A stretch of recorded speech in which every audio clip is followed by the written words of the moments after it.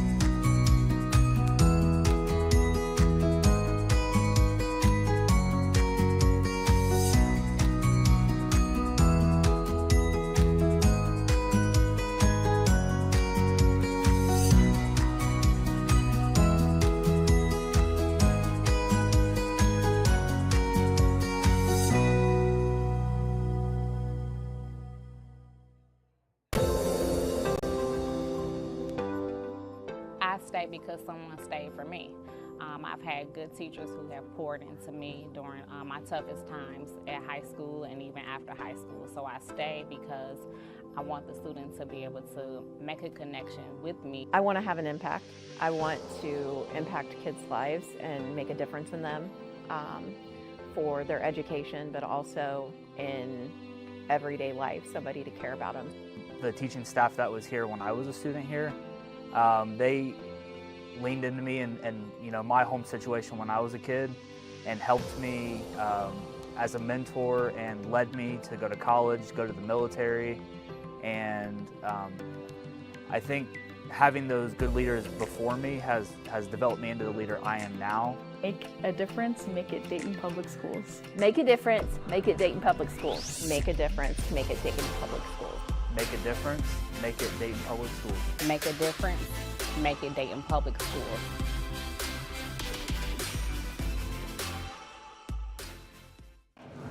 I'm here today. I'm here today. I'm here today. I'm here today. I'm here today. Are you? Are you? Are you? At DPS, attendance is important.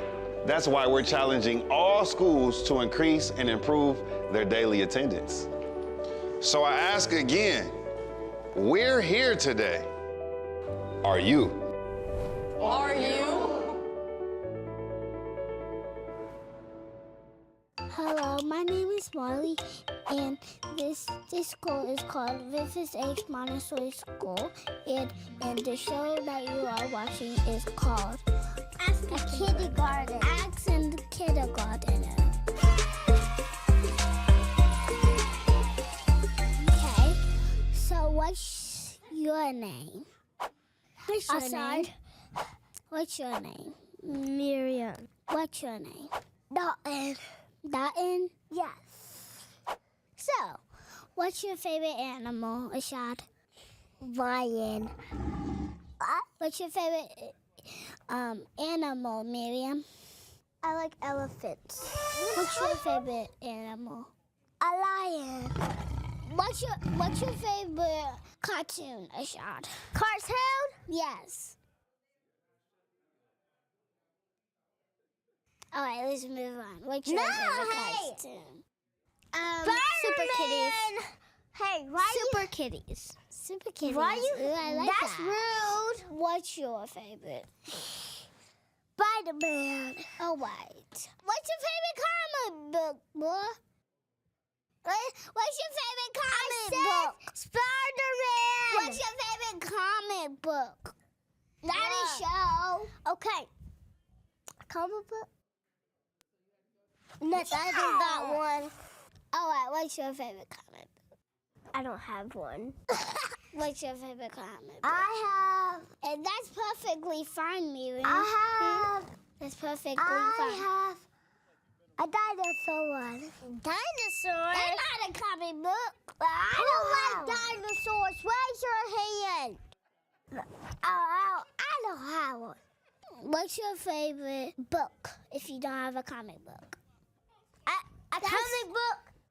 No, it's a book like those, not a comic book. No book. Okay.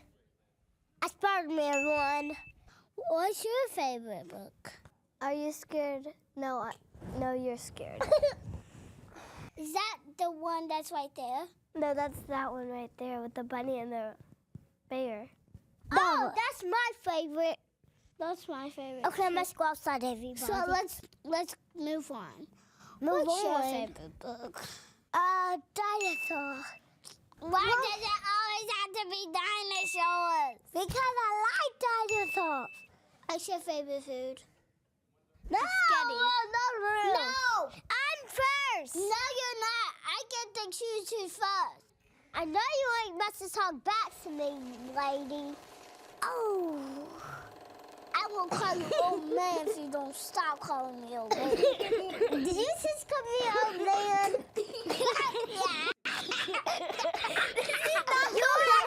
Yeah.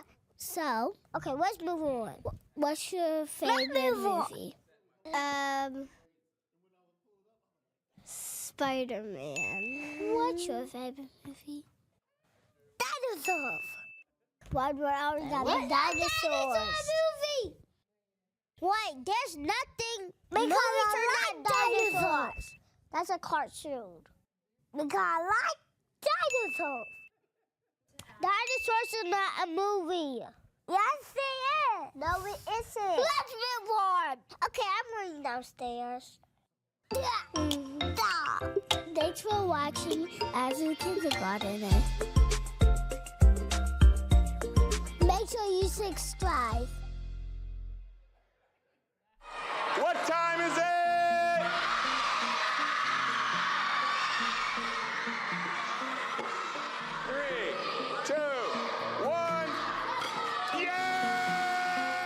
So the Liberty Summer Camp program is all about STEM-based projects and different modulars. So the kids are faced with different scientific challenges and different topics, focusing on the engineering design program and the scientific method. 3, 2, 1. It's not like regular school, so that's what makes it engaging. The challenges that the kids have throughout the different modules also make it engaging as well. But it's more so, I'm coming, learning throughout the summer, but I'm having fun throughout the summer as well. I really like that they let you use your creativity and they kind of make you feel special. They let you kind of do your own thing. They give you instructions, but they let you mostly follow your own path. I like that they give us challenges that I'm able to handle, and I really love designing things. Mr. C's presentation is good like always.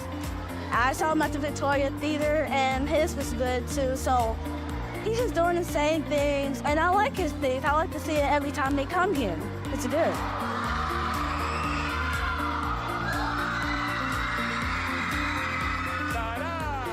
I like that it's fun. You learn a lot of stuff like science, math, reading, and like the science experiment we just did, it was really cool.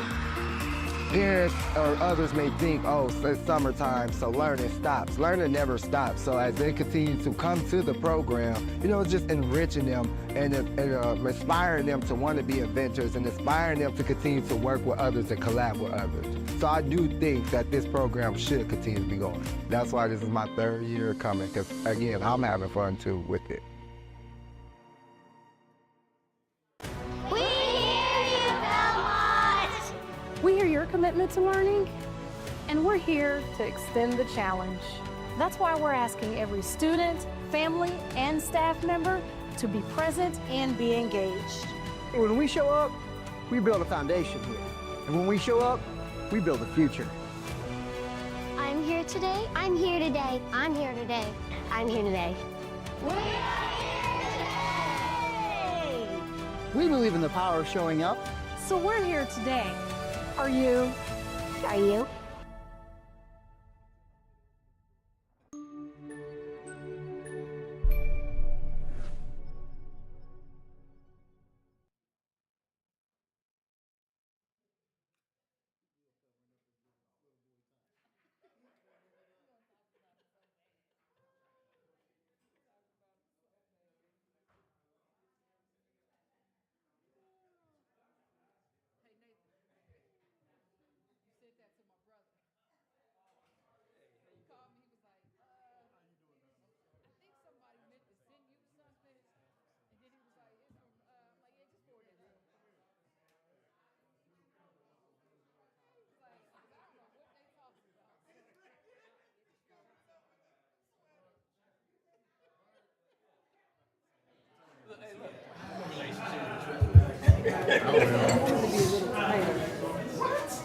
Well, no, like I want to be.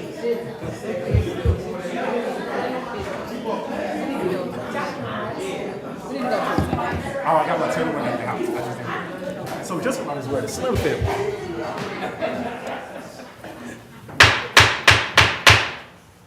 I now call to order this September 9th review session. Madam Treasurer, may we have a roll call?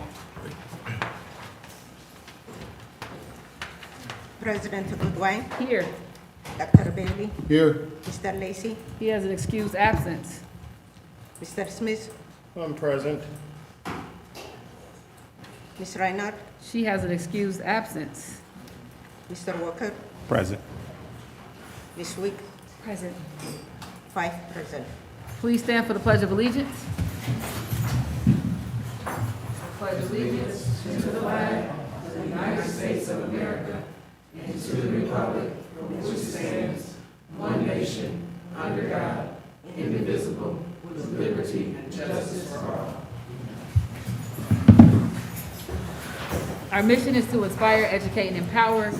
Our vision is to inspire, educate, and empower scholars for a lasting impact, and our purpose is to cultivate a supportive and engaging educational experience. Hearing of the bargaining units. Are there any bargaining units that would like to speak tonight? All right. Hearing of the public. Madam Treasurer, do we have anyone signed up tonight? Yes, we do have one. Okay. Please limit your remarks to 3 minutes. When you come to the podium, please state your name and address. It is inappropriate to address any matters involving pending disputes, grievances under a labor agreement, disciplinary action involving employer or a student, ongoing labor negotiations, concerns or matters that have already been settled, and or any matter which, because of its nature, is deemed appropriate to be discussed in executive session. Mr. Walker will serve as your timekeeper. Alexis Scott.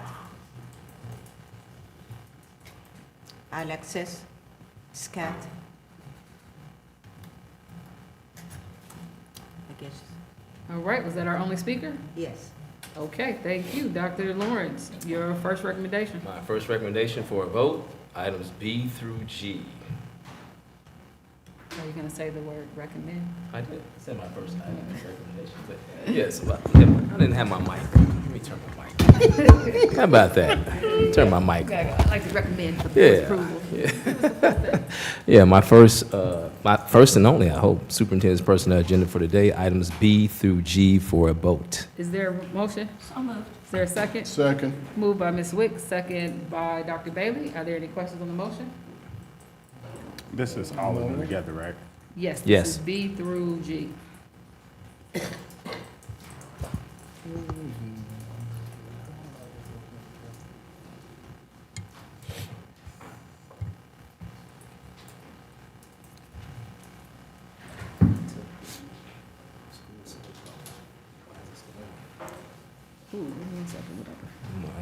Contracts. Dr. Jones, or Chief, with the 4 new hire for SROs, how many openings is remaining after that?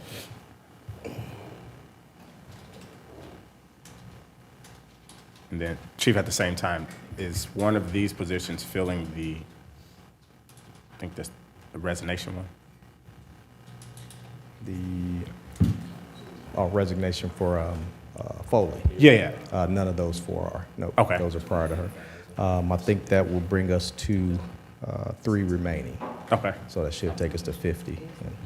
Okay, and then, okay, thanks, Chief. No problem. And again, good afternoon, Board, President. Thank you. Mr. Smith, did you have a question? I don't see it on here anymore, so I think I'm good.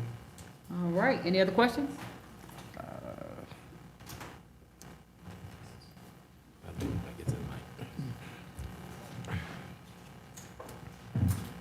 All right, seeing none, Madam Treasurer, may we have a vote? President Goodwin? Yes. Dr. Bailey? Yes. Mr. Smith? Yes. Mr. Walker? Yes. Ms. Wick? Yes. 5 yeses. Thank you. Dr. Lawrence, your first recommendation for review. You want to go through budget and ask if there are any questions? If we can't answer them, we'll email them back.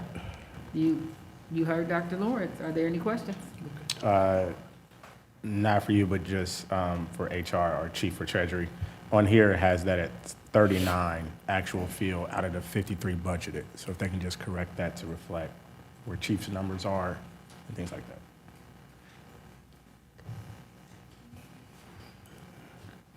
First recommendation for review.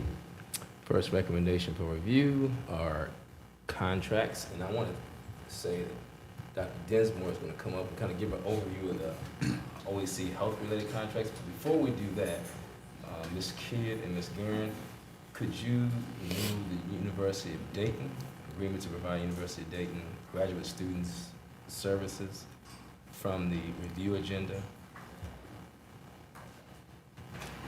Thank you. Dr. Densmore, the floor is yours. It's the best way to be, you know? Oh, yeah, you got. I don't even know if we had questions for you, but now that you volunteered, go ahead. So we're in the middle right now of getting everything underway with the mental health facility, the providers. As of right now, we have 6 Samaritan therapists. We have 7 from South Community, but I think only 1 has been officially hired, so to be fair there. YCATs, which are our small, preschool, kindergarten, first grade kiddos. We have 3 Kids Thrives in 12 elementaries, and they're trying to hire. Again, like, we're kind of just in the very beginning of this, so the numbers are a little rough right now. And then Hazel Health, we have, that's a telehealth service. So that's in all the schools, and I have Cartwheel on here, but I pulled it from the board docs tonight. Okay, can you just tell us a little bit, what are the mental health services that are being provided? Like, what do our students benefit from this? Any of them? Well, there's a lot of trauma and a lot of, trauma in the household, a lot of their own trauma, a lot of attendance issues, behavior issues, family issues. We have our therapists and our providers not only just work with our kids, but they do family therapy as well as needed. So it's a hard question to answer in just one statement, but there's a lot of need for mental health supports. Our IEPs often spell it out that a student requires mental health as a related service, so we're required to do that. We're trying to determine out of all the agencies and providers that we've been working with, what's going to give us the biggest bang for our buck and be most beneficial for our students. So that's kind of what we're doing as we start this year, to see what we had last year and who can provide us with the most services. Just like any other industry right now, they have a shortage. There's not therapists everywhere, so they're struggling hiring people as well. Okay. Are there any questions from the board? Yeah, Dr. question. So I'm familiar with Samaritan Behavior Health, work there. So with YCATS, do our students have to go, or parents and students have to go there, or are they also in our schools? Both. We have a program that's like a day treatment, and they can go, the YCATS folks are in the schools too. Okay. How many schools are there? I don't want to say for sure. I mean, obviously they're at Rosa Parks, and we have about another couple elementaries, but I don't want to say until I have everything spelled out for the year, because I don't have that information with me. Could you just email me what schools they're in? When you get we're that? working on the document for the whole district right now, so it'll be ready in the next couple days, really. Okay. We're really at their mercy of hiring people, so we're trying to shuffle and shift as Yeah. needed. Yeah. Okay. Thank you. Yeah. Any other questions? Board Member Wood? I don't have a question as much as, I know, statistics are like 1 in 5 adults mental illness. It's becoming more and more prevalent in our communities, and our kids and our families are affected by it. So I'm just wondering if as a board there aren't some opportunities to create, like making sure that we're tapping into every resource organization around the county that are really aligning these services with these families, because oftentimes, people get caught in a system, so to speak, and can't even align with resources. So as a public school system that serves predominantly our urban district and our most impoverished, most social and economical, how are we really using our resources to make sure we're aligning with all of our community partners, that we can really be that kind of, that liaison to connect to. I know we can't do it all. There's no way we can do it all. But we are the first line of defense a lot of times in identifying some of these real issues, and then how we're doing better by our services to connect our families with those resources. And if we could maybe even, President Goodwine, assign as all the subcommittees that we operate and what we're doing, and under, of course, the recommendation of our your profession, that how we can really, as board members too, as community leaders, that we can help you connect with those people as well. So, because it's important. That's a great point. Like I said, we're trying to look at last year's information and data to determine who really is what we need. We also are tapping into Adamus. They're offering some services to us, so we're getting ready to look into that as well. There's a lot of free services out there that will bill insurance for our families, and why not use them? We're just trying to make sure that they can provide the services we need. And I think everybody's heart's in the right place. Sometimes they just don't have the staff, and that presents barriers. Yeah. Thank you. Yep. Any other questions? Yeah, I got one. I don't know if it's for you, but probably Ms. Minor. With the SBIRT program, who was trained in SBIRT? I can't answer that. I can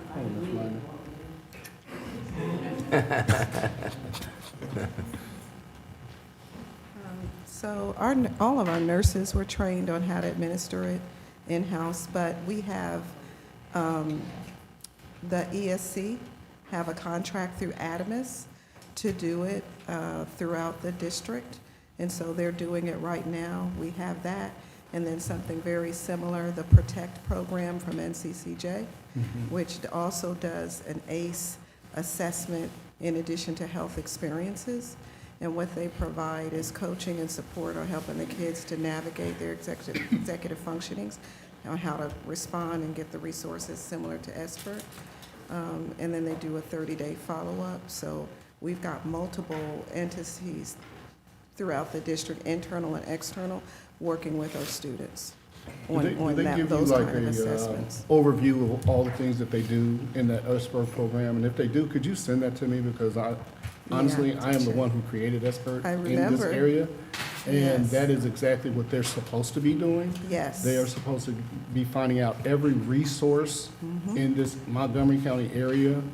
So when they do SBIRT, they'll know where to send the students or the family, and would be able to help them to know if they have insurance or don't have insurance. Right.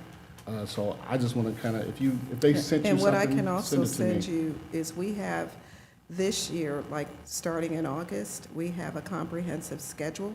So we know every week who's getting the assessments and where they are. Where we started in January of last year, and it took a while to get the opt-out forms completed from the families, so that pushed us behind. But this year, we started right from the beginning, and so I can send that too, so you can know where we are in the process. Yeah, please, thank you. Any other questions on this specific thing?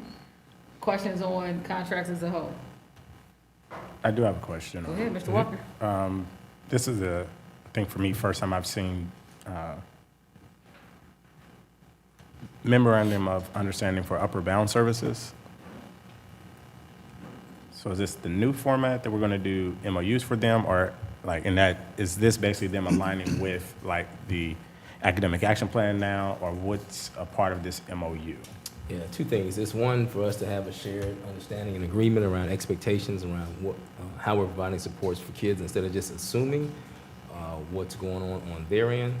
So we want to make sure that we're getting the highest commitment and quality of the services on their end, because we're monitoring it.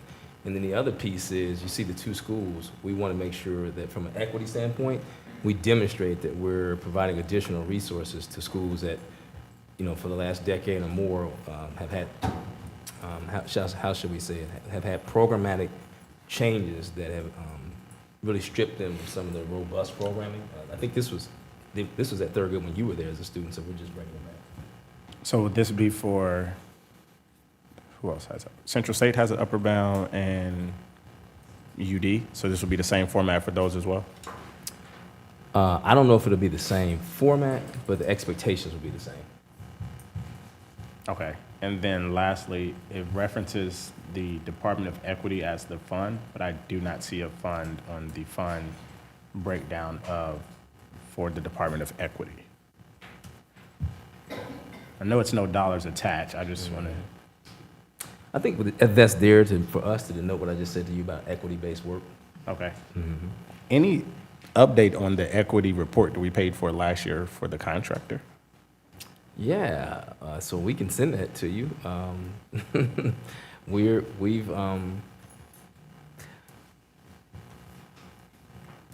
looked at the recommendations and we decided that given our schedule, we explore things at all times, and we won't be using some of those recommendations. I'll just say that. And I see those eyes blinking. You ask me why? We paid them $15,000, so I just wanted. Curious of what was recommended.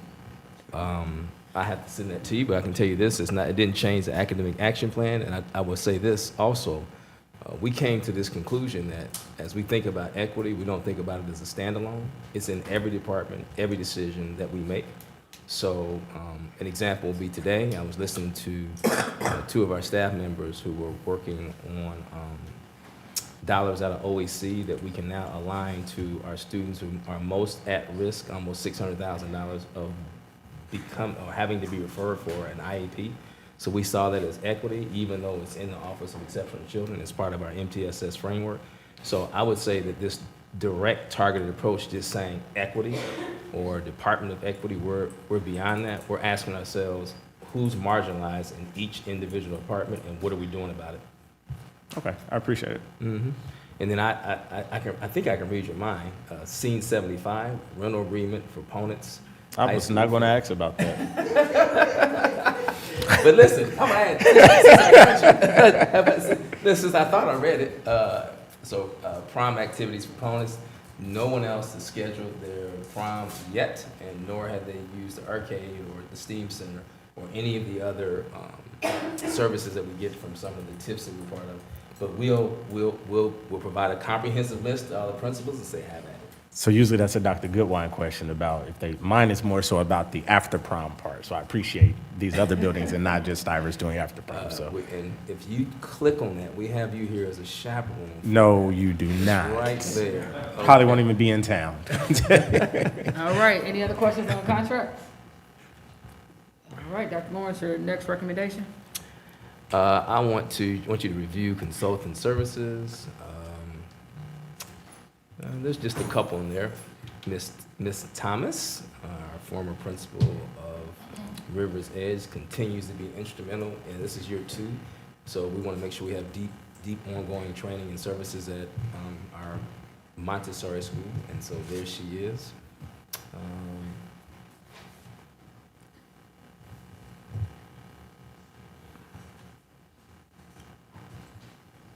Any questions on the consultants? I do have one, but I'll ask Chief Dooley offline. All right, thank you for your thoughts. All right, please refresh your screens. Dr. Lawrence, does that conclude your recommendations? That concludes my recommendations for vote and stuff for review, things for review. Thank you. Again, please refresh your screens if you haven't already. Madam Treasurer, your first recommendation, actually, can we skip to H, the first one for a vote, and then we'll come back up to A? She has a contract for a okay. vote. Just skip down to H. Okay. May I have an approval for the contract in H? So moved. Is there a second? Second. Moved by Mr. Walker, second by Ms. Wick. Any questions on the motion? Seeing none, may we have a vote? President Goodwin, Yes. Dr. Bailey, Yes. Mr. Smith, Yes. Mr. Walker, Yes. Ms. Wick. Yes. 5 yeses. All right, back up to A, your first recommendation for review. Okay.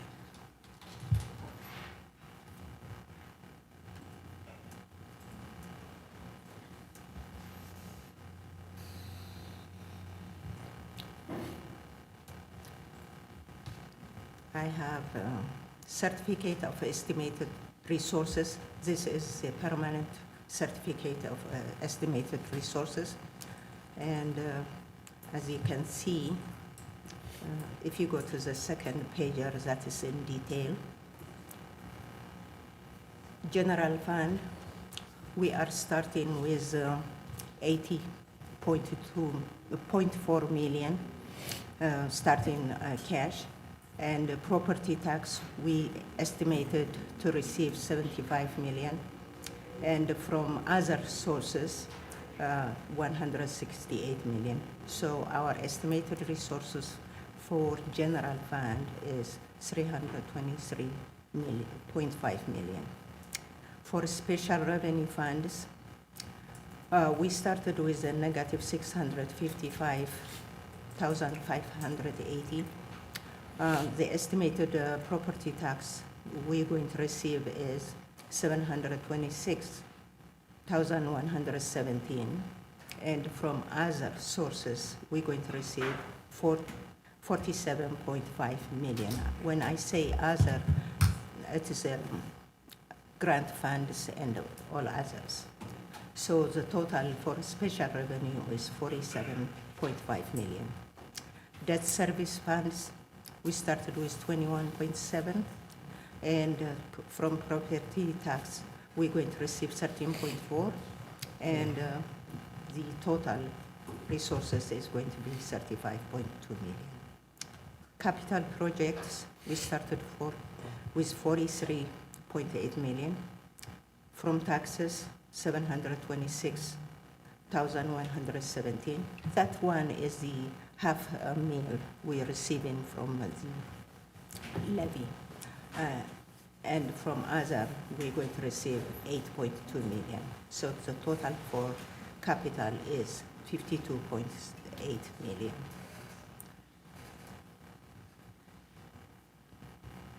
Enterprise funds, we started with 19.7 million.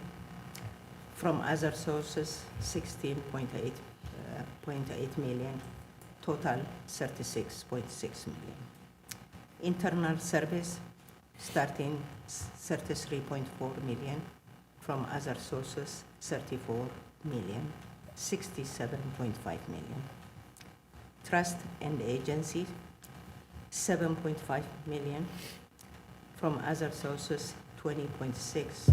We're going to have 28.1 million. Private purpose trust, 241,885. No other sources coming, so that's what we have. So the total estimated resources is 591.7 million. This is going to be our permanent certificate of estimated resources. Do you have any question on this? Any questions from board members? All right, seeing none, your Okay. next We recommendation for will go review? To appropriations. Appropriation is our budget. We are budgeting for our operating general fund, which is our operating fund, 279.7 million. And for total special revenue funds, 44.5 million. Debt service fund, which is 002, bond retirement, 13.4 million. Total capital projects, 52.7 million. Enterprise, 19.4 million. Internal service funds, 43.3 million. Trust and agency fund, 20.9 million. Total budget for the district is 474.1 million. Okay. Do you have any question on that one? Any questions from board? Seeing none, your next recommendation for review? Okay. I have transfers.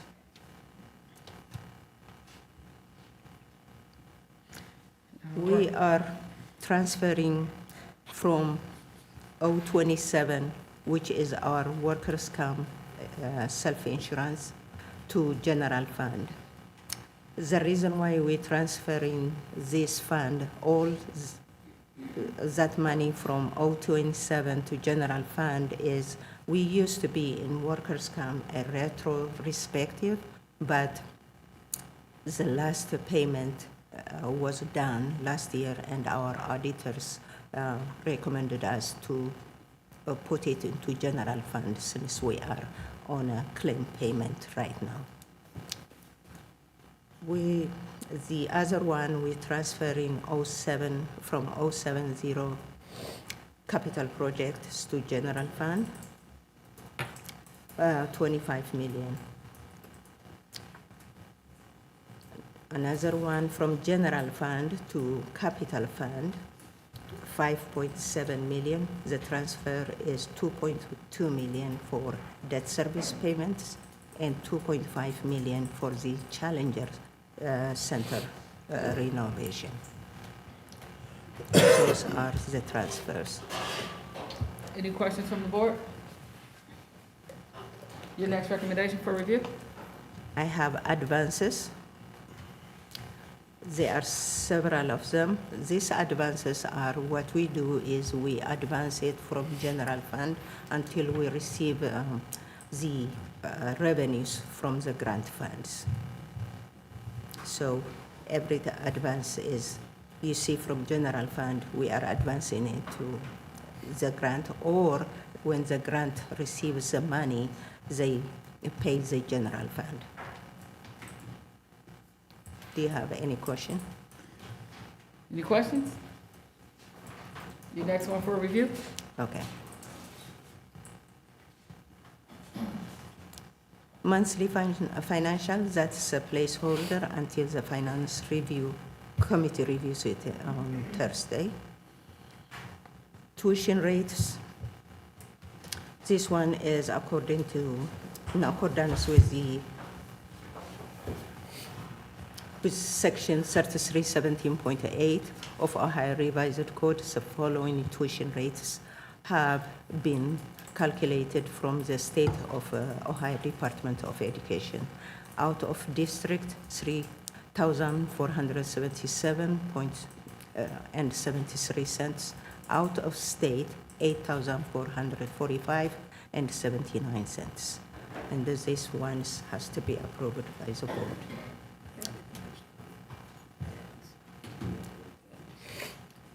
Next one is donations. Donations for September. I thank in advance our donors until I send them a letter. Okay. The next one is purchase requisitions. These ones are several of them from different departments. Let's look at them, and if you have any question, we'll answer. All right, are there any questions on purchase recs? Yes. Mr. Walker? Dr. Jones, so the $2 million for RTA bus passes has the dates of July until June of next year. Does this price of passes reflect the increase that RTA will have on their cost of passes come January? No, sir, it does not. Okay. Yep. This is the carryover from last year, the PO that was pretty much closed when we had the legislation looming to prevent us from purchasing RTA passes. Okay, so even with this purchase of, even with this $2 million, if we haven't purchased any now, it's still $2 million, or is that, it was 2.6 at first, so we already scratched out 600,000? It was 2.6 last year. Are you asking what the projected estimate will be with the increases? Yeah, I'm curious on right now, if we have not purchased any and we're already in September, usually we would have purchased some by now. Will the Have $2 we million already cover? saved any money from not purchasing them? And is that money basically still there potentially for the increase that RTA is going to have for their passes come January to then use? Yeah, I would say we've saved about a month's worth. Okay. However, I can get those exact numbers for you no later than tomorrow. I'll give it to the entire board. And then my next question is, I do know that there's a charter school that is decided to purchase their own students' passes. Are they still continuing that, or will they now be utilizing these passes? If I am not mistaken, they will. They made the decision to purchase their own passes, and we won't have to provide them for that charter school. That was all I had on that one. All right, any other questions? Yes, yes, ma'am. While I have you up, maybe this is for you and Dr. Lawrence. With the passes, are we going to continue with just giving them to students, or will we be looking at moving towards having it more in line with how we do transportation K through 8, which is for people that live a certain distance away from their schools? So the high schoolers won't be limited by the number of miles that's what from I'm there. saying. Right. So I'm saying in the future, are we gonna look at that, or are we gonna keep, or do we project keeping it to where every high school, like if I'm a high schooler and I live across the street from Dunbar, I can get an RTA pass, which then opens the door for us using the RTA passes for everything except getting to and from school. Yep, and I know Dr. Lawrence, and you can speak on it, I'll be quiet. The survey was given out, right, to the parents or whatever? The survey went out to parents, and we had Ms. Goins worked at the high school principals last year in the spring to map via dots where all the high schoolers were, I guess this year minus the seniors, and she just sent that report to me. I'll send it to you in terms of where they live, so we know the proximity in which they live to the school. And to answer your question, I think that's a conversation, Board Member Smith, because the students who get passes now to ride from places that are beyond 1 or 1.5 miles, they also use the passes, as you know, because you're so community connected, to also go to work. About 70% or more anecdotally and qualitatively of our students also work. And so if we don't give that to the student that's right across the street, we kind of strip them of the ability to use it for the same other reasons that other students use it. So it's a conversation. Well, I would suggest looking at some of the other districts, especially as we move towards having deeper conversations, because I think that should be a part of how we look at it. I know in other districts that have good relations with their transit, as I hope we can get to, that piece is done by having a process of when these things are. Because I get that students go to work all of them aren't using that, and we still, it just opens the door for what we also see, because in the community, where you have parents using these passes, you have siblings using passes, you have passes being sold, you have all these other things where in other districts, there's, which I would want in the future as we could work towards it, where those passes work certain times for schools. Students that are working, they also have this piece where we're working with them to find a responsible piece where if I'm a student that's working, okay, then I come in my school, when we have this, there's a separate form where I fill this out. Other districts, it's still based upon the distance because the root of it is, it's a transportation to school thing. I think if we keep it at we're just giving children transportation to wherever they want to go, we open a door to putting ourselves in a liability when other things are going on because we're just saying now we're just giving people passes to get to and from. And we've also seen in the past that also creates a space where then you have kids that are coming down, getting on buses, and not going to school. So, I mean, I just think I do appreciate you saying that's a conversation because I think moving forward it is how do we utilize this tool? And how do we utilize it in a responsible way? Like I said, I like what I've seen across the state where you even have different color passes for students that do not have to transfer at a hub. So if someone's on a straight line route, their pass color is different.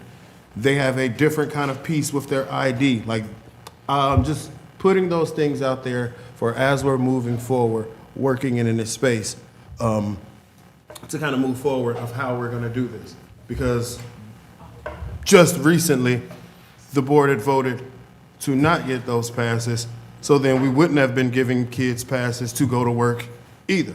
So it's a space where I think if we can work, I think it will help the conversation with our partners too of how do we just navigate that space of what that looks like for our kids.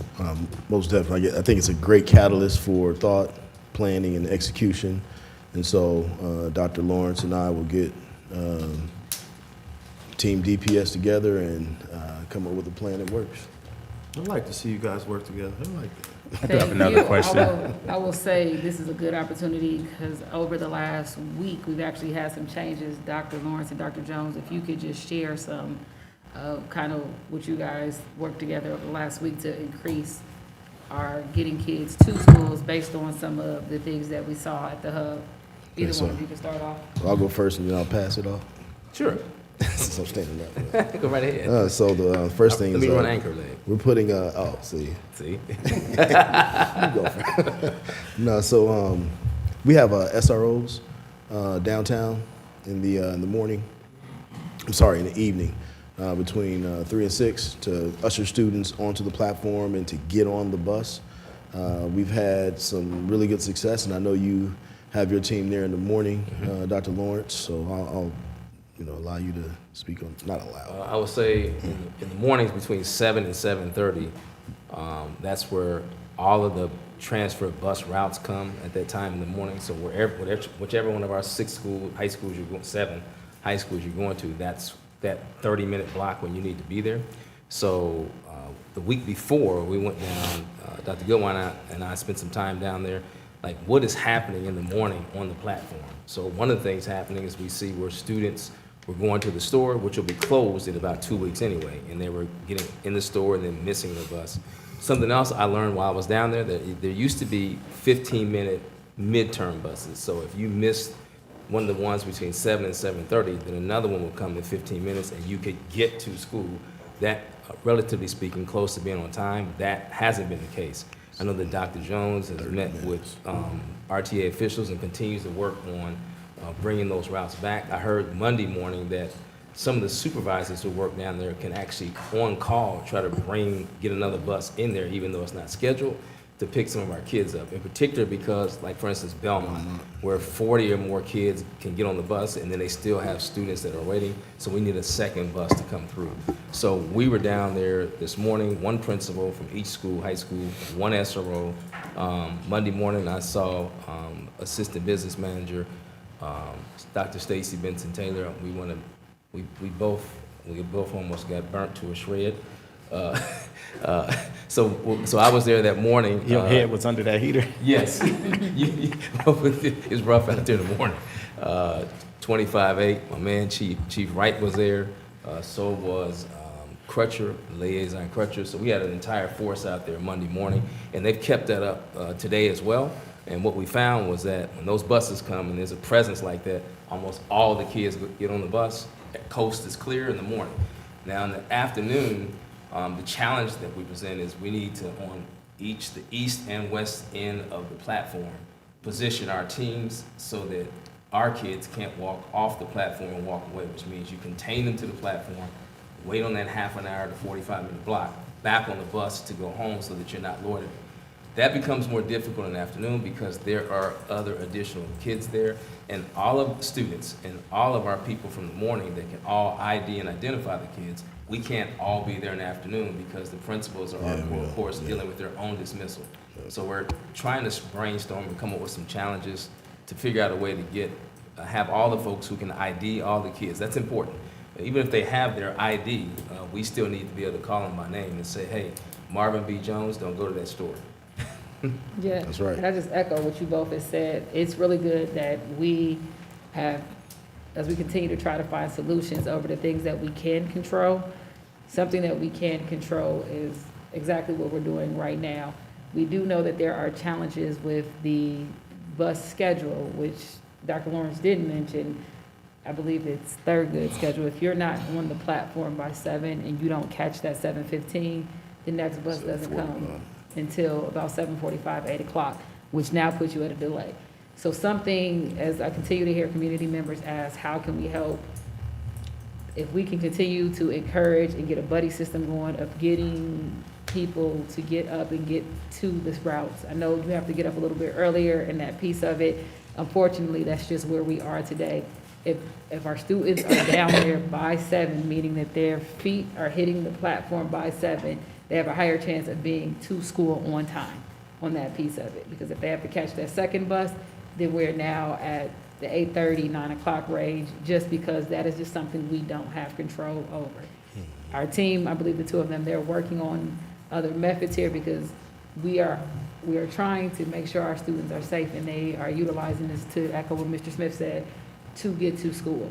I would put an ask out for you both to start meeting with some of these other institutions that utilize these passes, because the same way that we have our personnel out there, the RTA's personnel is out there, it would be helpful if someone from another school district who knows that they have children who transfer at the hub are also out there. And this is actually a team effort of making sure these children are utilizing the system for how it's supposed to be utilized, and they are moving forward and they are going without issues in that piece. So I do appreciate everyone over these last couple weeks of since we put the passes back in play, coming out and coming together and trying to work to manage this situation significantly better than it's been in the past. We are not perfect yet, but we are doing things to move forward in that piece. And I do hope that we continue to see some support, again, not just from the RTA and from DPS, but several other school districts that are utilizing this platform and this mode of transportation at this point.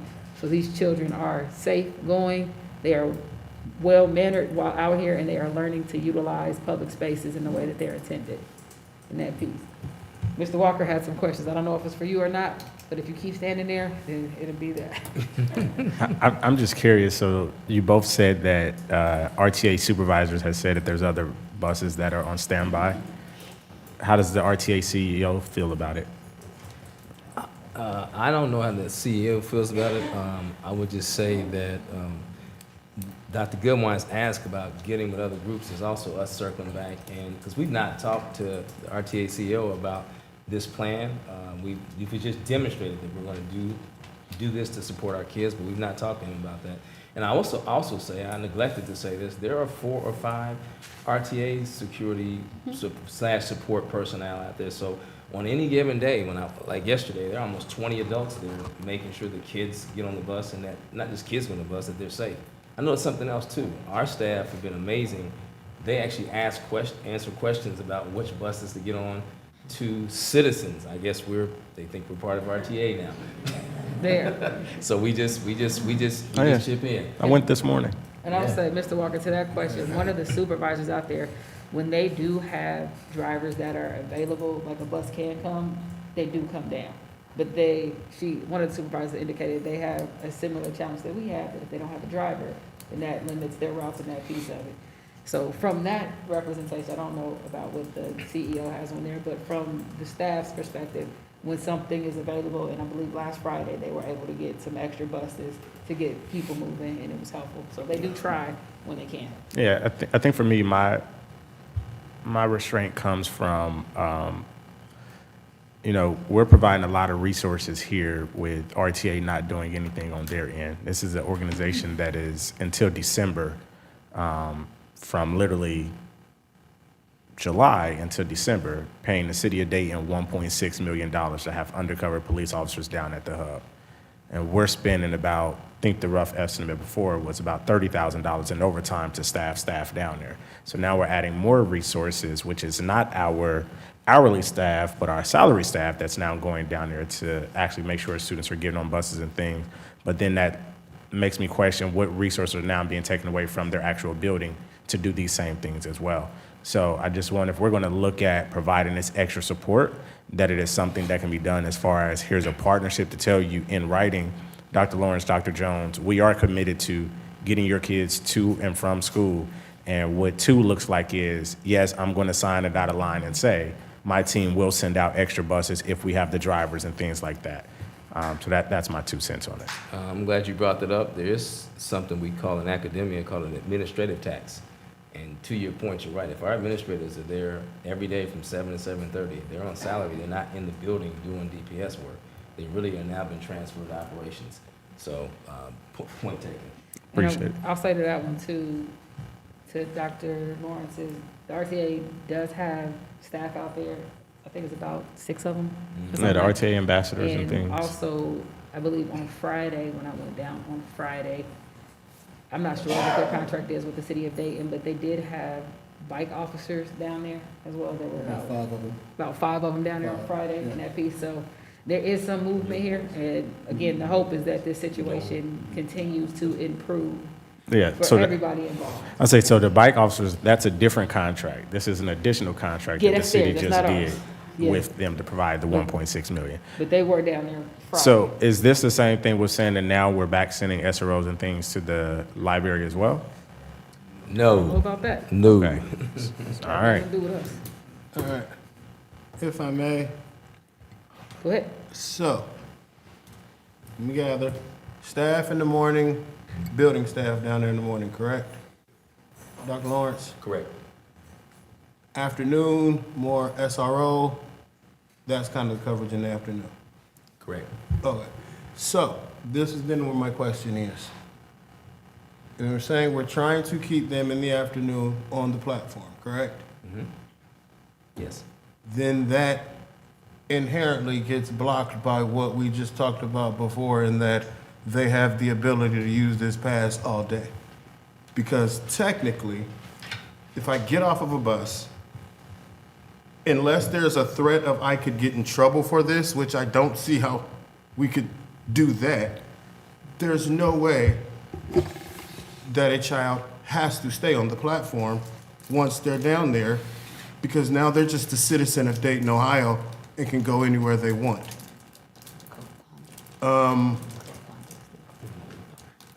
So outside of them being rude or fighting someone, if they got off the bus and just walked by and said, I'm walking up to Arby's, there's nothing we can do about it.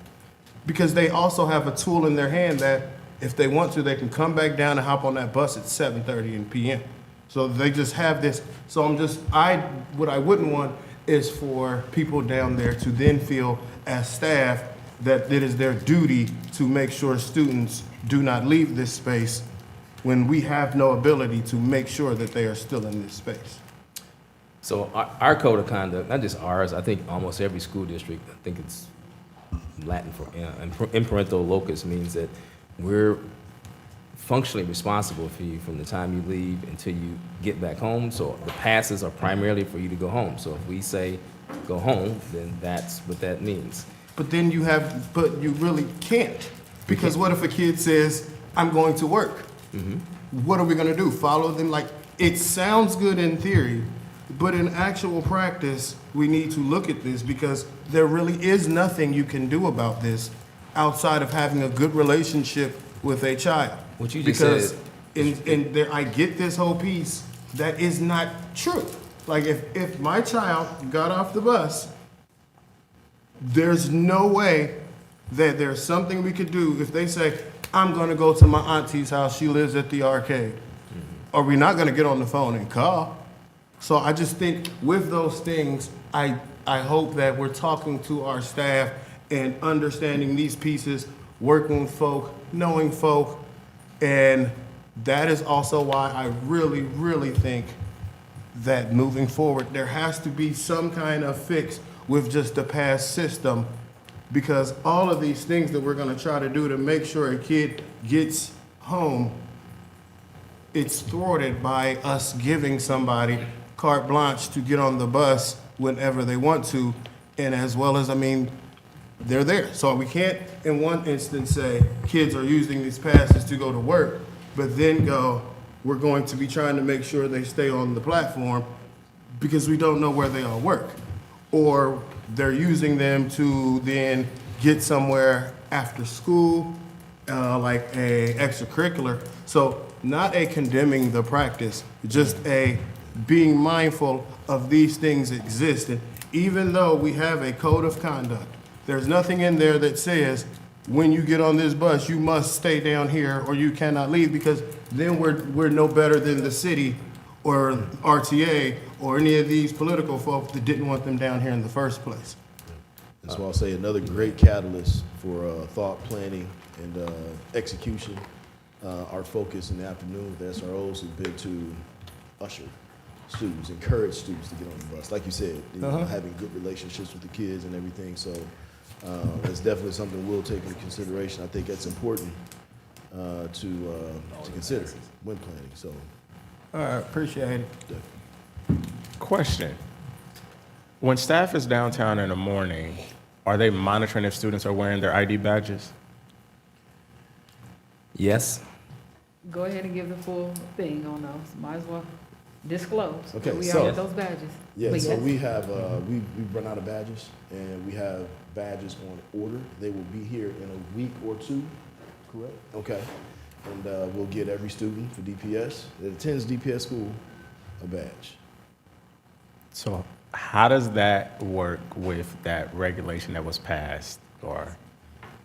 Oh, it's in process. So, okay, never mind. I'll move on to my next one. All right. Any other questions on purchase orders? Yes. Go ahead. So there's a purchase order on here for metal detectors for opponents.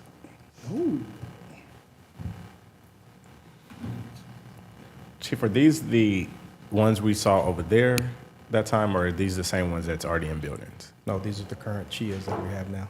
Okay. And it's for actually Jackson Center. Okay. And International School. So we borrow. Got it. Okay. Yeah, we borrow metal detectors from some of our other buildings. Okay. Put them there for now, and then when the new ones come in, they'll replace the ones that we used on loan. Got it. Okay. This just says opponents on here. That's what. Yep. So if we can correct that one, and then, Chief, I think that was it for you, Dr. Lawrence. I think my last one was for you on the purchase orders for 15,000 or less. There is one for 15,000 for supplies and materials for OFCC schools. Didn't get to that. Oh, it says maintenance, so maybe not for you. Also, please refresh your screens. Okay. And Woman Walker, you said it's for what? It says Pickle Bros for supplies and maintenance for OFCC schools. I don't know if it's yours, but it's 15,000, and I don't know if it belonged under. My question more so is, does it belong under that 15,000 or less, or should it be moved with the other ones at 15,000? Let's see, 1 second.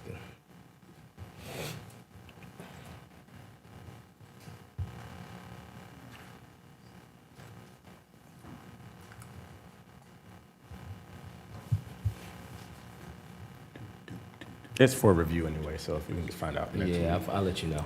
Okay. Okay, any other questions on purchase orders? Yes, Not a- ma'am. Oh, go ahead, Walker. My fault. You can go ahead. I just have to do my one thing. We'll do your one thing. Can I have I just need a motion can I motion to suspend? We still on this. That's why I was asking. You said you had to do one thing like that, we're dealing with this. Okay, go ahead, Mr. Smith. Slow down, Grasshopper. For the hotspots, Dr. Lawrence, who exactly are those hotspots for? And will that be enough for those that need them? Oh, former Superintendent James Williams. No. So the hotspots are just for random staff that does work either from home or outside. I think home visits. Okay. So it's OEC. It's some. I think we have 2 or 3 for IT, some for operations. It's just people that are not in one building at one time. We sent out basically a request. Hey, do you need a hotspot? Can you tell us why? And it was roughly 75 staff members across the district, and we already had 25 in stock.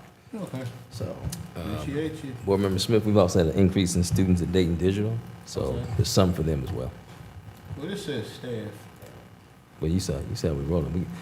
We'll sign them, we'll get all the badge. so there will be another one probably on next board that shows more for see students. that? Yes. See what superintendent said? Yes. See what the other superintendent said? Turn around was on you. All right, any other questions?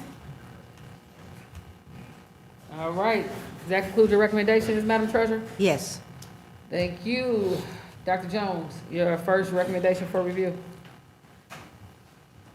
We only have 2 contracts to review prior to a request for ratification next week with Power School and DPD, Dayton Police Department. All right, any questions on the contracts?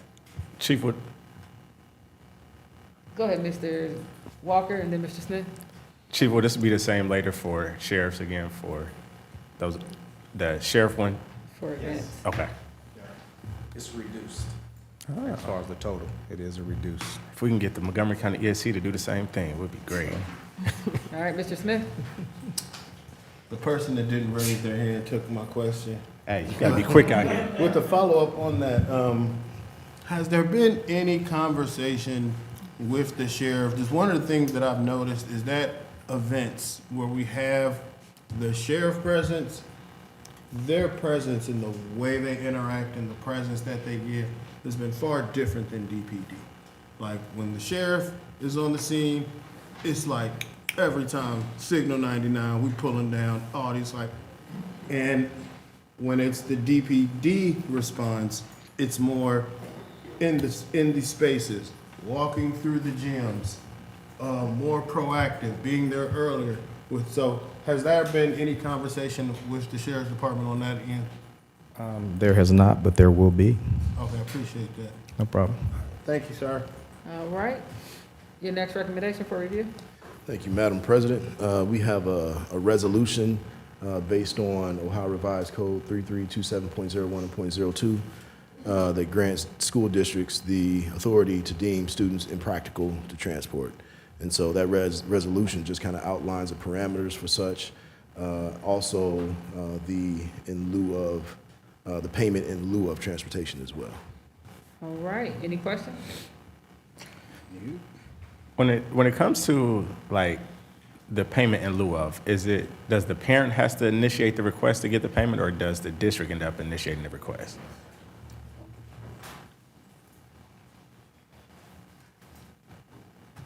Good evening. There is an application process and deadline that the parent has to fill out if they want to receive payment in lieu of. So, yes.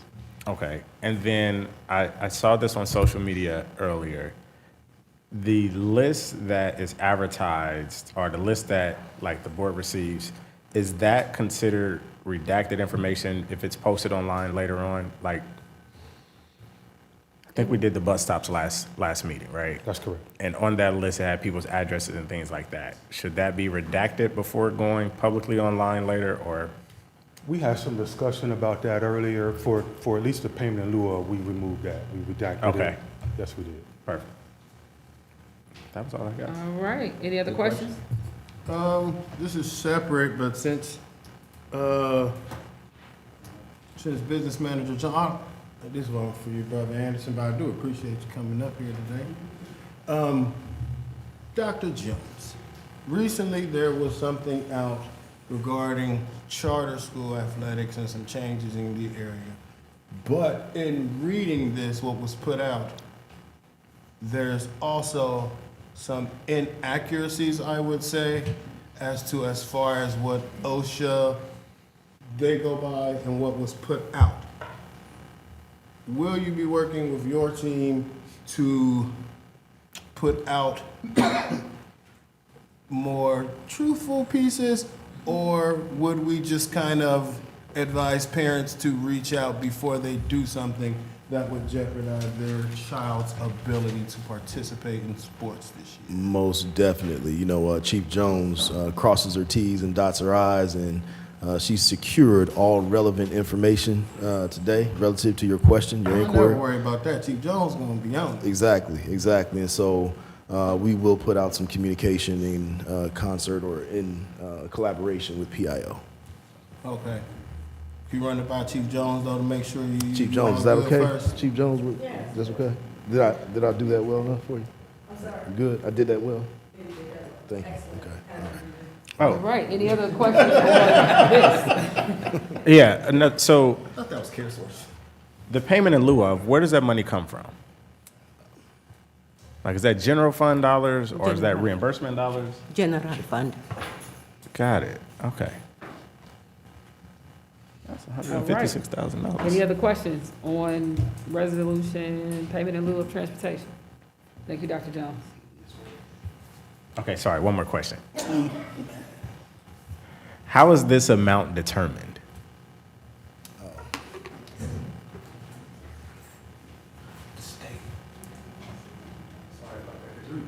How is this amount determined for the parent? Like, I see everybody has the same amount, so is that, That's per the state, okay. It changes year to year, 3 or 4%. And is that for the full academic year or semester? For the full year. Okay, thank you. All right, any other questions on that resolution? Thank you. Insomuch as the Board of Education is committed to the continuing updating of its policies, rules, and regulations manual, and the committee which was appointed has been working towards that goal, the following are brought at this time for first reading, compliance with Board File BFC policy adoptions. Now, therefore, be it resolved that the Board of Education of the Dayton City School District, Montgomery County, Ohio, hereby accepts and adopts the following policies that have been codified for inclusion in the Handbook of Policies, Rules, and Regulations. EBBA, First Aid, EDEBA, One-to-One Student Device Policy, IGAE, Health Education, IGBL, Parent and Family Involvement in Education, IGBLA, Promoting Parental Involvement, JFG, Interrogations and Searches, JFGD, Access to Education, Student Privacy, and Immigration Enforcement. These policies are being read for the first time. As such, a motion or second is not required. The policies will be available in the superintendent's office for review and comment prior to the second reading and adoption of the Board of Education. Furthermore, the policies will be reviewed by the superintendent's office, the board office, and the legal department of the Dayton Public Schools prior to the second reading.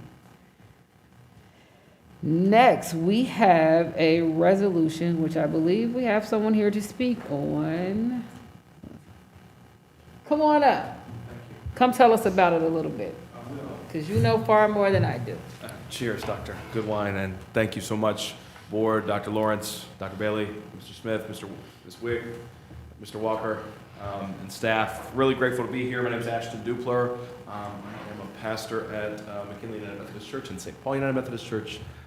Also work for the Dayton Equity Center, and I'm here today on behalf of the two of those entities to recommend that Fitch Street, which is adjacent to Mound Street Elementary's parking lot, Mound Street School's parking lot, be renamed Raymond Hummons Way. Raymond Hummons is a long time and dear friend of me, but also is a community giant, an unsung hero, and someone who I think really deserves flowers way before his due. He has been a lifelong member of McKinley United Methodist Church. He has been was the union president for Local 304 union at the United States Postal Service here locally, and was also just an incredible friend of Mr. Johnny Moore Sr., who was a very big advocate for Mount Street. And so I think that it's not only fitting, but it's appropriate, requesting the permission of the board to rename that Fitch Street Raymond Hummons Way for a temporary designation of 2 years. We would really appreciate this. This is a great way for us to honor someone who has driven back and forth to Cincinnati to make sure that teachers in our 21st Century program got paid every week. This is somebody who has been at every single event that we've had at Roosevelt Elementary School, who is a graduate of Dunbar High School. Yes, sir. Yes, sir. Go Wolverines. I was waiting for it, but I didn't hear it. But I really do appreciate the time today. I'm happy to answer any questions about Mr. Hummons and really just describe how much he's meant to this community. I do have the petition that's been signed by 3 other organizations that are adjacent to the property, and that will be all the organizations. So if you sign this today, we are affirming in full that this is something that's of value. And so I'm grateful for the time today to speak on his behalf. This is a surprise as long as he doesn't get this recording. I'm looking at John. Okay, if you know Mr. Hummons, please let this be a surprise. We're really trying to. This is a live stream video. This is live right now. now. Listen, but what's the chance of him watching? Right, please, help me out. Help me out, y'all. Help me out. But as someone who is 85 years old and has seen much more than I ever will, likely, has the dedication, the determination. We did include a photo in our application of our team and Mr. Hummons at the last clap-in at Roosevelt with Board Member Walker. We did not get his permission, nor will we be paying any royalties to him. But we did include that just to demonstrate his commitment to student success, to the care of our community, and beyond. So I'm really grateful to present this. I'd be happy to answer any questions. Thanks for the time today. Thank you. Are there any questions? Mr. Smith? Yes, sir. Yes, first, appreciate you coming out. Yes, sir. So you're looking to have the city put a honorary naming for that street? Correct. Okay, and how's that process been going so far? Or are you just waiting to submit everything to them? Yeah, actually, as of last week, we have the required signatures that you need 51% of landowning. So we've just been kind of waiting, got GDPM, Kaya Patrick's signature. There's a local church there that needed to deliberate, and that was the longest time, believe it or not. And then McKinley United Methodist Church also signed off, one of their trustees. And so the process has been fairly smooth so far. It'll go before the land board, and then before the city commission, and then will get printed and signed. And so we would love, if it does go through, and I believe it will, to invite some of you all out, if that's appropriate, and if you can lend even more time. But I think it's worthy. He's volunteered, I can't tell you how many hours for students at Roosevelt and beyond. So That's solid. I would say, since this has to go before the city, I would scrub out Mr. Walker at any pictures you got. Oh, yes, sir. Okay, all right. Make a note of that. Mr. Walker wild out here. Hey, throw your name in there too. I don't like you over there either. Any other comments? Any comments? Of course, thank you. Motion to approve. Is there a second? Second. Moved by Mr. Walker, second by Ms. Wick. Any questions on the motion? Seeing none, may we have a vote? President Goodwin, Yes. Dr. Bailey, Yes. Mr. Smith, Yes. Mr. Walker, Yes. Ms. Wick. Yes. 5 yeses. Thank you. Thank you. So much. And we hope he continues to do stuff. Appreciate you for coming out. Mr. Walker, before we move on. This is your moment. Perfect. I would like to make a motion to suspend board policy BDDE. State what that policy is so people know what you're trying to suspend. BDD. Let me make sure I got the right one. Yes, it's rules of order. Give us a little bit more. I need to do a motion to reconsider. Since there's already been a meeting that's occurred since our board allows one meeting afterwards. So I've missed that, so I just need to suspend this board rule to then do my motion to reconsider. Is there a motion? I did the motion. Is there a second? Second. Moved by Mr. Walker, second by Mr. Smith. Madam Treasurer, may we have a vote? President Goodwin, Yes. Dr. Bailey, Yes. Mr. Smith, I'll allow it, yes. Mr. Walker, Yes. Ms. Wick. Yes. 5 yeses. Perfect. Now, can I do a motion to reconsider from our August 19th meeting, the Dragonfly Athletics purchase requisition? Is there a second? I'll second it. Any questions on the motion? Seeing none, Madam Treasurer, may I have a vote? President Goodwin, Yes. Dr. Bailey, Yes. Mr. Smith, Yes. Mr. Walker, Yes. Ms. Wick. Yes. 5 yeses. All right. I would like to make a motion to approve the August 19th Dragonfly purchase requisition. Is there a second? Second. Moved by Dr. Goodwine, second by Ms. Wick. Any questions? Seeing none, may we have a vote? President Goodwin, Yes. Dr. Bailey, Yes. Mr. Smith, Yes. Mr. Walker, Abstain. Ms. Wick. Yes. 4 yeses, 1 abstain. Thank you. I did not ask this before. Dr. Jones, did you have any closing remarks? Well, I just wanted to give a shout out to the entire business services division and the academic team. We've been doing some really good collaboration, and so I just want to encourage the team to keep it up. Thank you. Ms. Hamilton, do you have any remarks? Thank you. Madam Treasurer, do you have any remarks? Not today. Thank you. Dr. Lawrence, do you have any remarks? Yes, I would just like to double down on what Dr. Marvin B. Jones II said in terms of collaboration. And also, House Bill 96, I'm quite sure that folks have been reading about that in terms of our principal stand to allow our students to be able to have bus passes to transport themselves to school. And so in Columbus and Franklin County with Dr. Stacey Vincent Taylor, Dr. Jones, Board Member Lacey, and Dr. Goodwine were there when we were able to go up and testify. Well, actually, I had to testify. Testify you did. Testify I did. Woo. Yes, 90 minutes of it. And so, cut it out. So I would just like to say that we thank the community for their support. This is an ongoing struggle. The next round is in September of 2026, and we want to continue to prepare for that, and we want to continue to have your support. Let's not let the momentum fade. And I want to acknowledge and provide recognition for the parents who volunteered to and went up to testify for us on behalf of the community in Dade Public Schools. Powerful testimony. In fact, there was no cross-examination of them, unlike me.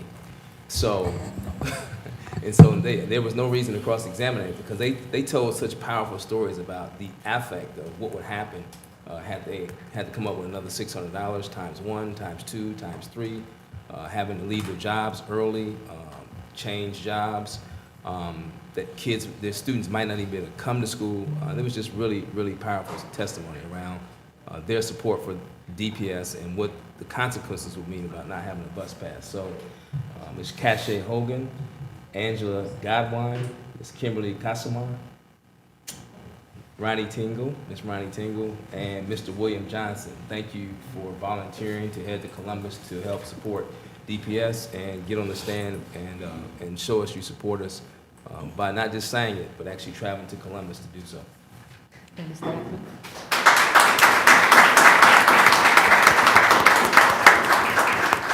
Thank you, Dr. Goodwine. How could I forget?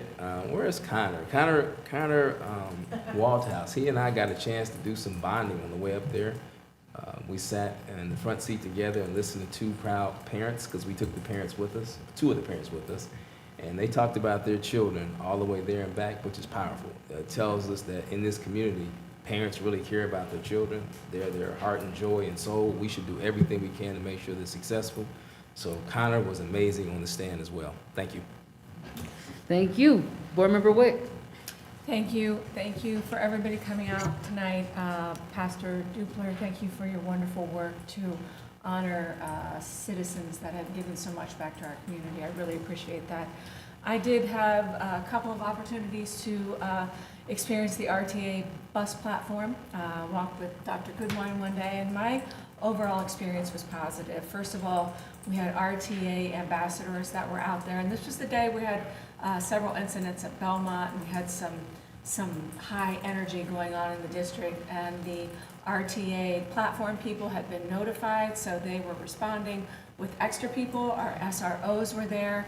We were designating kids to both the east and west sides to kind of clear the platform, and I had the RTA bus people, or RTA employees actually seek me out to talk about how many of our students were well-behaved and the things that they saw going on, and really appreciating the efforts that we saw. We also had bike patrol there that day, and I really just think those relationships go a long way. So thank you for the team that continue to show up every day I heard Dr. B say recently, it's not the seat that we sit in, but it's what we do with the seat that we sit in. We have so many access to resources with what we're doing, and the work that I see our team doing to use our resources to the best of our ability right now is really empowering, and that's building relationships around us. So I really, really appreciate that. I think from a business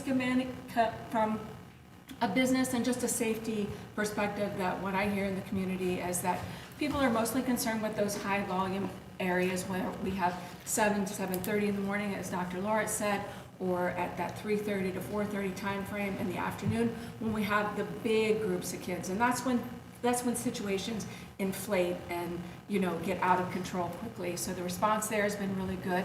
The day-to-day use of kids getting passes, I think that overall, broadly, the community appreciates that this is an asset that we're providing to our students and families. I had the pleasure of sitting with a young man who's 18 years old, a senior at Stivers, who was catching the bus to go to Rotor Shoes and work a job that he's worked since he was 15 years old. So there are many of our families and students that are using these tools and resources wisely. We just need to get everybody on board to use them in the same way.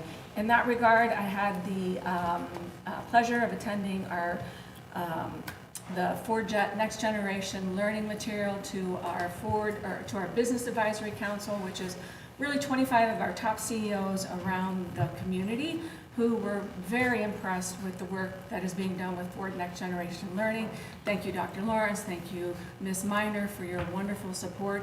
The portrait of a graduate that has been developed as a result of this learning model is something that they had a lot of question about. How are you going to push this information out? So on the back of the Mission Possible t-shirts, where it shows the portrait of a graduate, I'm going to encourage all of our staff and community how we're building that more. And Ms. Miner has certainly done a lot of work, and Dr. Lawrence, to continue to start applying that portrait of a DPS graduate and what that looks like at kindergarten and first grade, so that we can really wrap our arms around these families and these kids so that we can truly create this portrait of a graduate.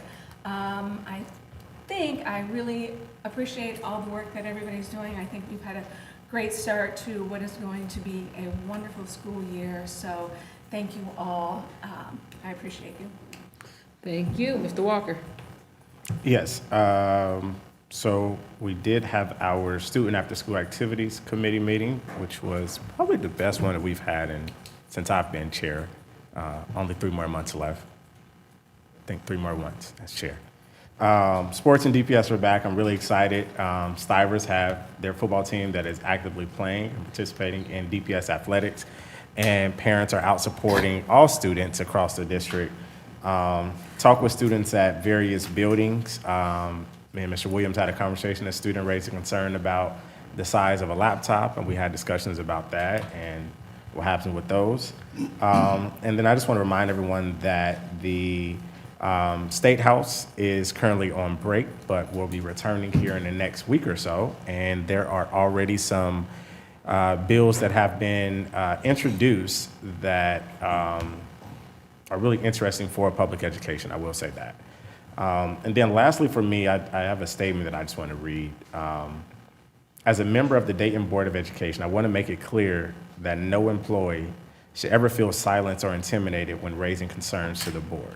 Employees of the Dayton Board of Education must be able to communicate freely with their elected representative, especially when issues remain unresolved through other channels. We have 4 direct employees who report to us, not the other way around. The board is entrusted with oversight, accountability, and ensuring transparency for the public we serve. Any attempt to discourage staff, community members, community partners from reaching out undermines the responsibility and creates the appearance of retaliation. Our employees deserve a safe, respectful, and open environment where their voices are valued. Me personally, as a board member, I will continue to take seriously any concerns that come directly to me as part of my duty in which I was elected to safeguard the well-being of staff, students, finances, and the integrity of this district. Thank you. Thank you, Mr. Smith. Thank you. Appreciate everybody coming out tonight and the 6 or 7 people that are probably watching online. I want to shout out our elementary admin staff who are at Welcome Stadium, and then our other district staff. It was very cool. I got challenged to a race, so for the next elementary day, I might have to get out there for elementary night and put some sneakers on and get out there and race a couple of kids. So that was cool. It was very nice to see our admin for the younger levels.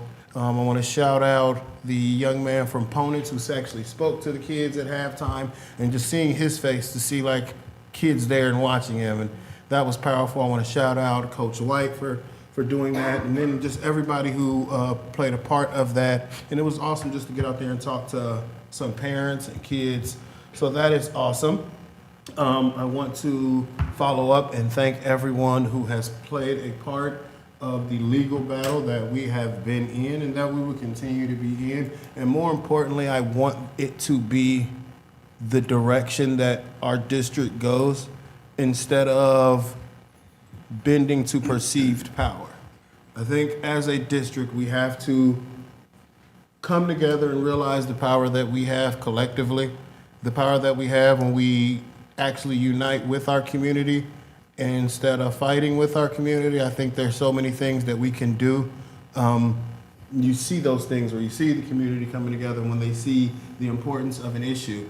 I want to thank the community that has been very vocal, and I want them to continue to stay in the fight with us, even if it isn't groups trying to donate money to find bus passes for students, to tap in with our buildings, with our departments, because there are so many things that are amazing, that are happening, and that we still need your support with after our students get to school and before they leave to get on the buses. So that same energy, I would encourage everyone to tap in to see what is truly going on inside of Dayton Public Schools. The amazing people that I see before me today and the people that they serve are doing an amazing job. And so the way that people came out for that, I really want us to get out there. And I appreciate our district moving and taking that fight, because I know that people were out and willing and able to step in if need be. I also am realistic in understanding that energy fades in our communities when it's not the hot topic, when it's not the big thing. In education, you see it, there is a big push from the community on things from about now until about election day. And then you get that lull around the holidays, and we come back kicking around when we get back in, and then you have that lull until the end of the school. So I appreciate our district using the resources that we have to not burden our community, because what I would not have wanted to see is our community putting these things together and getting a month of passes, 2 months of passes, and then that energy dies out. And then usually when that energy dies out, our most affected children, our most vulnerable children would be the ones to suffer. So I appreciate us doing that. Shout out to our direct staff for their reporting and communications to us and all the work that they're doing. I just want to lift them up as they lift up their staff. It's been a quiet year so far, for the most part, and that is a good thing.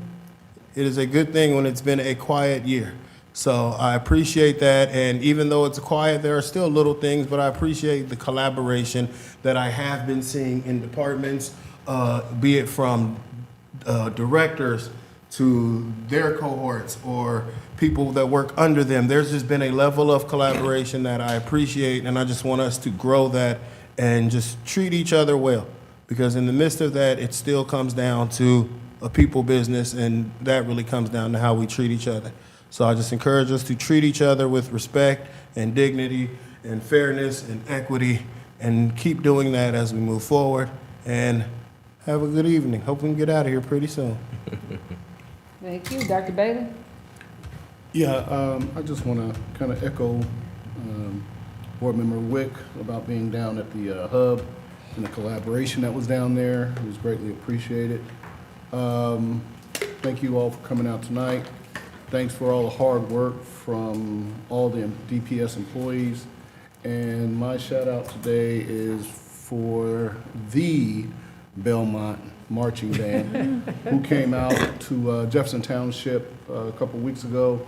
Had a battle of the bands between them and Trotwood, and they showed out. So kudos to you guys. Keep up the good work. Thank you, and have a good night. Thank you. First, I want to say thank you, Mr. Nathan Griffith.